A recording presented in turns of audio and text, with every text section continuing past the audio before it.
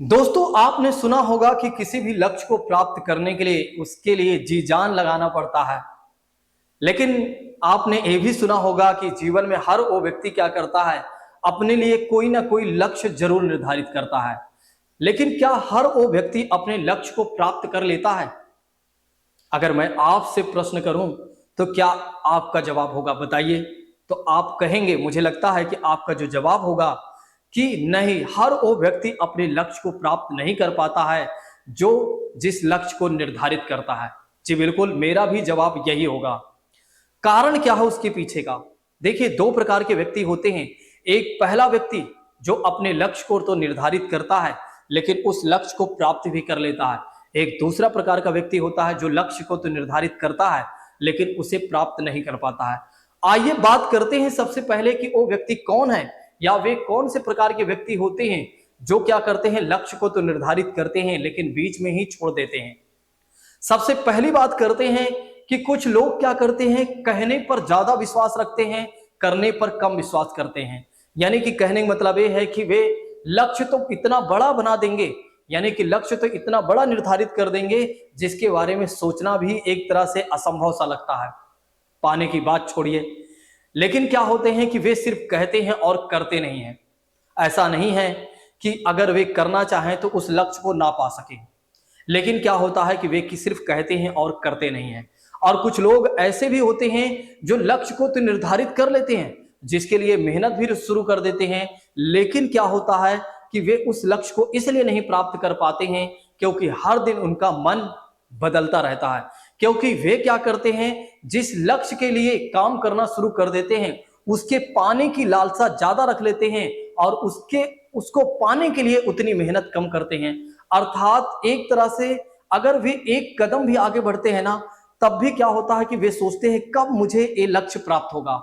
जैसे बचपन में आप समझिएगा, बचपन में जब हम कोई पेड़ या पौधा लगाते थे तो हम क्या कर देते थे, दूसरे दिन ही उस पेड़ को उखाड़ कर देखते थे कि उसमें कितनी जड़ लगी हुई है, कितनी जड़ लगी है। तो ये वही व्यक्ति हैं जो क्या करते हैं, किसी लक्ष्य को तो निर्धारित कर लेते हैं लेकिन जितने दिन भी काम करते हैं उसको पाने के लिए सोचते हैं कि मुझे मिलेगा या लक्ष्य या नहीं, अर्थात इस टारगेट को मैं अचीव कर पाऊंगा या नहीं कर पाऊंगा। और हर दिन पीछे मुड़कर देखते हैं आज मैंने कितना किया। एओ वाले नहीं है कि अपना मूल्यांकन कर रहे हैं, बल्कि एओ वाले हैं जो एक सोच रहे हैं कि मेरा एक काम पूरा होगा या नहीं, मैं अपने टारगेट को पूरा कर पाऊंगा या नहीं।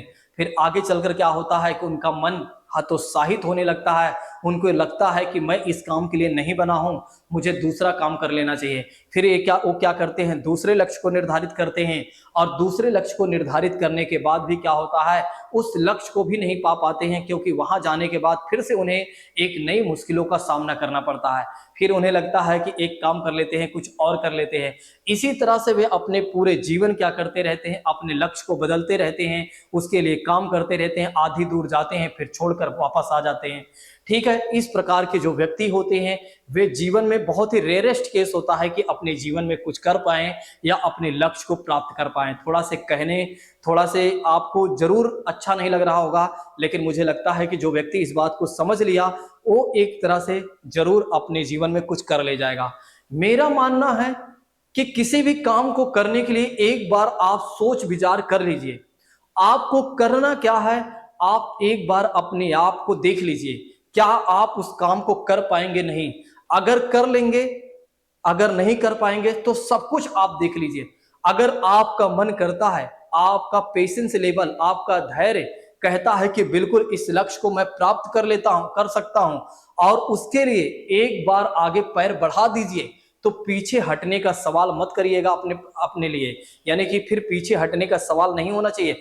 आप ठान लीजिए कि मुझे उसको पाना है तो पाना है, और उसके लिए चाहे जितनी भी मेहनत क्यों ना करनी पड़ेगी, क्यों ना करने पड़े।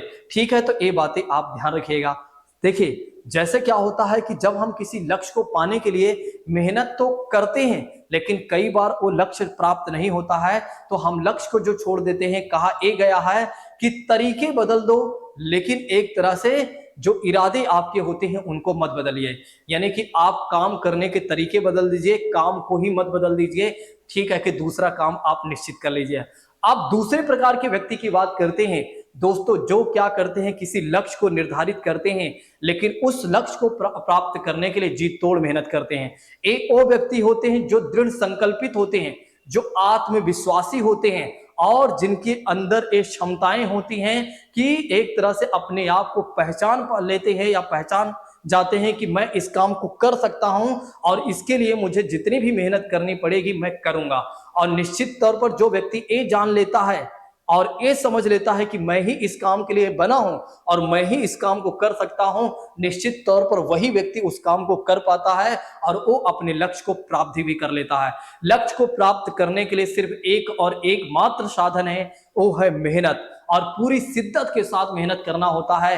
अब जब यहां से पसीना शुरू हो और लास्ट तक जाए, आपके पैरों के एड़ियों तक जाए, और तभी समझ लीजिए कि अब आप अपने लक्ष्य के प्राप्ति के लिए अग्रसर हैं। और अगर आपका दिन रात मेहनत कर रहे हैं, आपके साथ साथ आपके लक्ष्य के प्राप्ति के बीच में बहुत सारी बाधाएं भी आ रही हैं, तो समझ लीजिए आप इतने नजदीक हो चुके हैं कि एक तरह से अब आप लक्ष्य पाने ही वाले हैं। इसी कारण क्या है, आपके सामने बहुत सारी परेशानियां आ रही हैं। ठीक है, तो उन परेशानियों को पीछे छोड़िए और अपने लक्ष्य को प्राप्त करने के लिए जो आपने समय निर्धारित किया हुआ है, जो आप मेहनत कर रहे हैं, वो आप करते रहिए। ऐसे परेशानियां आपकी आते रहेंगी।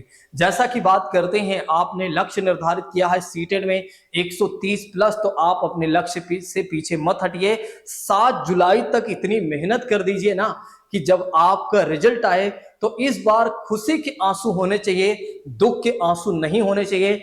आपको ये ना लगे कि एक तरह से मैंने कुछ और लक्ष्य निर्धारित किया था, या मैंने इतना लक्ष्य निर्धारित किया था, इतना मैंने मेहनत किया था, या एक कमी हो गई थी और इसलिए मेरा इतना कम नंबर या मेरा नहीं हो पाया। नहीं, इस बार अगर आपके आंसू निकलने चाहिए तो खुशी के आंसू होने चाहिए, दुख के आंसू नहीं होना चाहिए कि इस बार मेरा नहीं हुआ।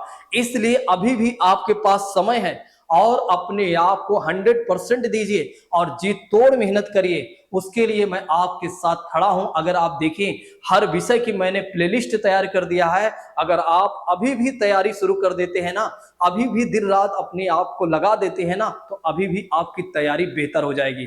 साथियों, अब आज की बात को यहीं पर स्थगित करते हैं और शायद आप लोग मेरी बात को समझ गए होंगे, और जो समझ गया होगा निश्चित तौर पर अब वो अपने आप को पीछे नहीं छोड़ेगा और निश्चित तौर पर अपने लिए काम करेगा। Thank you so much. जय हिंद दोस्तों, take care all of you.